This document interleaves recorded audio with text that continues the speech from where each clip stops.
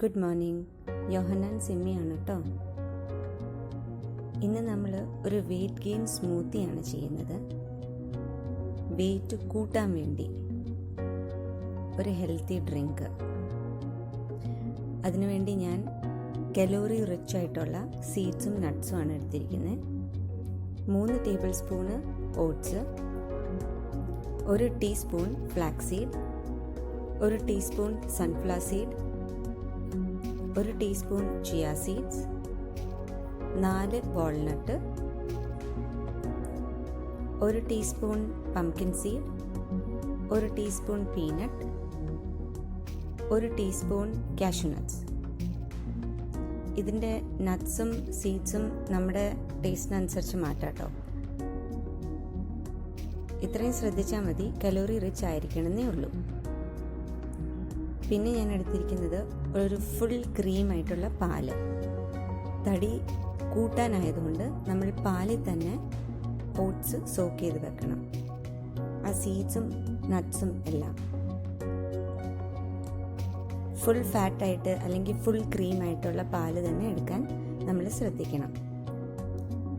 എല്ലാം കൂടെ നമ്മളിങ്ങനെ പാലിൽ മിക്സ് ചെയ്ത് ഒരു 15 to 30 മിനിറ്റ്സ് വരെ സോക്ക് ചെയ്യാൻ വെക്കണം.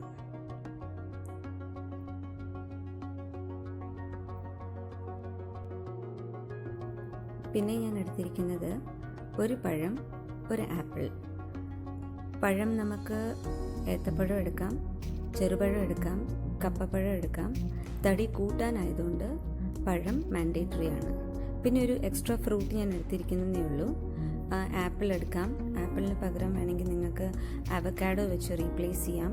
സ്ട്രോബെറീസ്, ബ്ലൂബെറി, അല്ലെങ്കിൽ നല്ല പഴുത്ത മാങ്ങ ഉണ്ടെങ്കിൽ അതായാലും മതി. അത് നമ്മുടെ ഫ്ലേവറിനനുസരിച്ച് നമുക്ക് സെലക്ട് ചെയ്യാവുന്നേ ഉള്ളൂ. പക്ഷേ പഴം മാൻഡേറ്ററി ആണ് കേട്ടോ.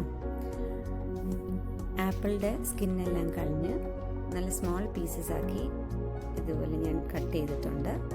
ബനാന സ്ലൈസ് ആക്കിയത്. പിന്നെ മധുരത്തിന് വേണ്ടി ഞാനിവിടെ പഞ്ചസാര എടുത്തിട്ടില്ല. ഒരു ഹെൽത്തി ഡ്രിങ്ക് ആയതുകൊണ്ട് ഞാൻ ഡേറ്റ്സ് ആണ് എടുത്തിരിക്കുന്നത്.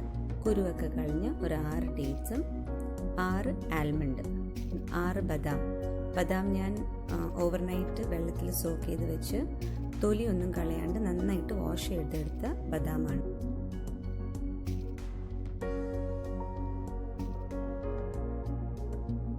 ഇനി നമ്മൾ സോക്ക് ചെയ്ത് വെച്ച സീഡ്സ് ആൻഡ് നട്ട്സ്, ആ ഫ്രൂട്ട്സ് എല്ലാം കൂടെ നന്നായിട്ട് ഗ്രൈൻഡ് ചെയ്യാം.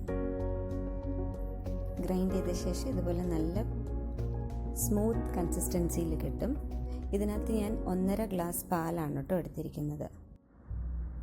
ഈ ഒരു ഡ്രിങ്ക് നമ്മൾ ബ്രേക്ക്ഫാസ്റ്റിന് ശേഷം സപ്ലിമെൻ്ററി ആയിട്ട് കുടിക്കുന്ന ഒരു ഡ്രിങ്കാണ്.